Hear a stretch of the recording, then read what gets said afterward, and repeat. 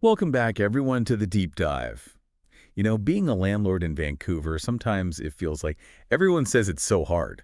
You know what I mean? I get it. Like this is a big, huge challenge. Yeah. But are things maybe changing a little bit? Today, we're going to look at some new regulations that are coming out of BC and specifically focusing on Vancouver. And these changes are kind of being presented as possibly making it a bit easier to be a landlord. Yeah, and we've got a couple of really interesting sources to kind of dig into today. First, we have a report from City News Vancouver that's detailing some of these new provincial government regulations, and they're using this language of loosening the rules. Okay. So that's kind of interesting.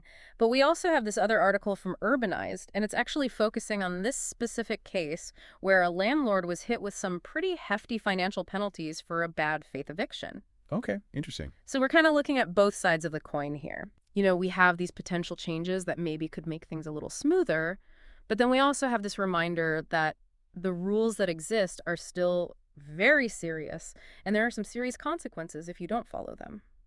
So today we're going to try to understand exactly what these changes mean and what they could mean for you if you're out there and you're renting out property. Yeah, it's so interesting you say that because it's not like a secret that being a landlord in Vancouver is considered really challenging. Right. Like everyone's always talking about how expensive property management is or, just all the different needs that tenants have and all these legal requirements. Absolutely. So I think it's really interesting that maybe the province is trying to make it a little easier. Yeah, I think the fact that these new regulations are even being introduced suggests that on some level, maybe there is this recognition, even if it's unspoken, that landlords face a lot of complexities. And when you see these changes that are aimed at, streamlining some processes or maybe even reducing some of the responsibilities of landlords, it suggests that maybe there's a shift happening in how we're thinking about this landlord-tenant relationship and maybe trying to make it a little bit more balanced. That's interesting.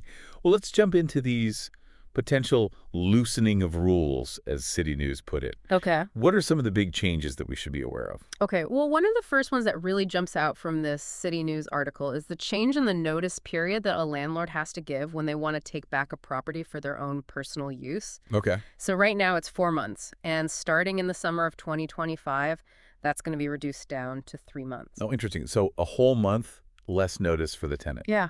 What's the thinking behind that? Like, is it really just as simple as just shortening the time? Well, the government's saying that they're doing this to kind of create more consistency. So they're aligning this change with a recent change that requires homebuyers who are planning to occupy the property to also give tenants 3 months notice. Oh, interesting. So it seems like they're trying to standardize things a little bit. Okay. And I guess you could also speculate that maybe this will help landlords to fill those vacancies a little quicker in those situations, so it might make the transition a little smoother. Yeah, that's interesting. Yeah. So aligning those rules makes sense, I guess, on the surface. Now, the article also talked about some changes that are coming to the residential tenancy branch. Yes. What's happening there? So it seems like there's a real push toward transparency. Starting next summer, so at the same time as the notice period change, the RTB is going to start making all of the monetary orders that come out of dispute resolution hearings public. Whoa, We're okay. told. So like everyone can see. Everyone will be able to see them. Wow, okay. And these orders, they cover all kinds of issues. Okay. So it could be things like, a tenant hasn't paid rent or hasn't paid utilities. It could also be, on the flip side, a landlord has done an illegal eviction or they haven't maintained the property to acceptable standards. Interesting. Yeah. So these are all going to be public record. Exactly. What are they hoping that's going to do? Well, the province is saying that they're hoping that this will help to create more consistency in how these kinds of disputes are resolved. Okay. So the idea is if people can see what's happened in past cases, then both landlords and tenants will have a better understanding of how their own situation might play out. Okay. So it's almost like setting a precedent. Right. And it could also act as kind of a deterrent, Yeah. If people know that these decisions are public, then they might be less likely to violate tenancy laws in the first place. Right. It's like you're shining a light on the whole process. Exactly.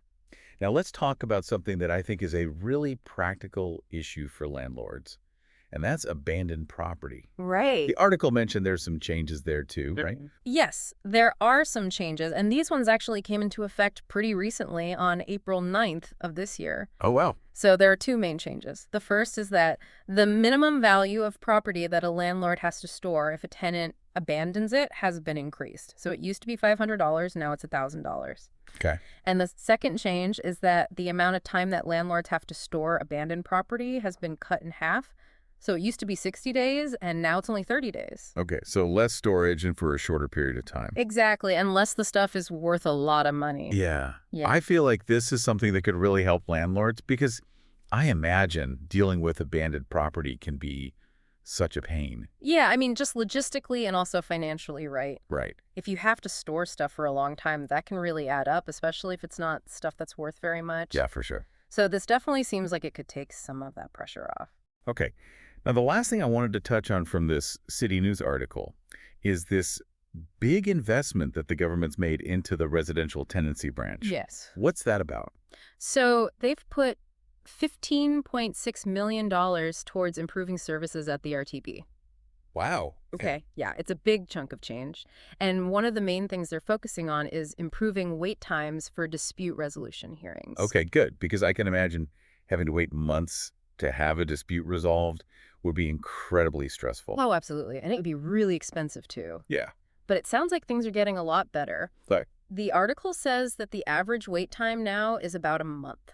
Oh, wow. Okay, that's a huge difference. It is, and the province is saying that this makes BC a leader in Canada in terms of how quickly these disputes are resolved. That's great. Yeah, and they're also creating all these new resources for landlords specifically. Okay, like what? So they're putting together these guides that are supposed to be really easy to understand on things like how to collect rent if a tenant isn't paying, how to navigate the eviction process, and they even have a toolkit that's designed to help landlords prepare for hearings. I mean, anything that can make those processes a little bit easier to understand, I think is a good thing. Absolutely. So it sounds like the government's really making an effort here to address some of the challenges that landlords are facing and maybe make things run a little bit smoother. I think so. I mean, that's definitely the message that's coming through in this City News article. But it's important to remember that even if some things are getting a bit easier, landlords still have to operate within the law. Of course. And they still have to follow all the rules. Yeah. And that's where this article from Urbanize comes in. Right. Because it provides this really important reminder that ignoring the rules can have some serious consequences. Yeah, it sounds like this case is a good example of what can happen if you try to cut corners. Yeah, for sure. So what happened in this case? Well, this was a landlord in East Vancouver, and they gave eviction notices to their tenants back in October of 2021. And there were actually two sets of tenants. Okay. And the landlord said that they were planning to demolish the house, and they gave them the required 4 months notice. Right. So the tenants, they moved out in February of 2022. Okay. But instead of demolishing the house, the landlord ended up renting it out to new tenants just 3 months later. Oh, wow. So they never actually demolished it? Nope. Okay, so what happened next? Well, the original tenants found out what happened, and they filed a complaint with the residential tenancy branch. He must have been so upset. I can only imagine. Yeah. And they argued that they had been evicted in bad faith? Right, because the landlord wasn't actually planning to demolish the house? Exactly. Okay. And the RTB agreed with the tenants. Oh, wow. Okay. And they ordered the landlord to pay each of the tenancies 12 months of rent. Oh, wow. Yeah, so that worked out to $17,000 for the tenants who lived in the basement. Okay. And $26,000 for the tenants who lived on the main floor. So it was a pretty big financial hit for the landlord. $43,000. Yeah, $43,000 in total. Wow. But the landlord wasn't happy with that decision. Oh, really? Yeah. Okay. So they appealed to the BC Supreme Court. Okay. And they argued that they had been going through some marital problems and that this had caused them to change their plans for the property. Okay. So they were basically trying to say that they hadn't been deliberately dishonest in the beginning, Okay. but the judge wasn't convinced. And it turned out that the landlord had made a really big mistake. What was that? They had applied for some permits for the property, Okay. and they had even gotten some of them approved, Okay. but they never actually got a demolition permit. Oh. Yeah. So they told the tenants they were going to demolish the house, but they never even had permission to do that. Exactly. Oh, my God. And that's a big no-no. Right. You can't evict tenants for demolition unless you actually have a permit to demolish the building. That makes sense. Yeah. Okay, so what happened? So the judge upheld the RTB's decision. Okay. And they dismissed the landlord's appeal. Wow. And on top of the $43,000, the landlord also had to pay the tenant's legal fees. Oh, my gosh. Yeah. So this turned out to be a very expensive mistake. Yeah, a very expensive mistake. And I think it really highlights how important it is for landlords to do things by the book. Yeah.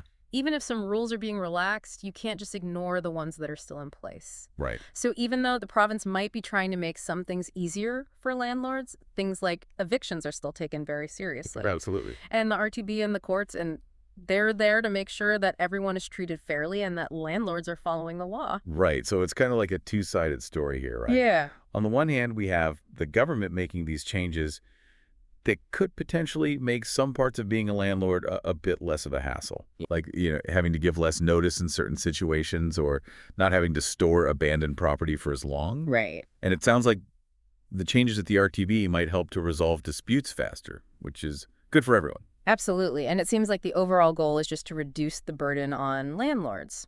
Right. But on the other hand, we have this case that shows just how important it is to follow the rules. Yeah. Absolutely. Just because some rules are being relaxed doesn't mean landlords can disregard the ones that are still in place. Right. It's about understanding the nuances. Yeah. Some things might be getting a little easier, but there's still a lot of responsibilities that come with being a landlord. So as we wrap up this deep dive, what are the key takeaways here? What should our listeners keep in mind?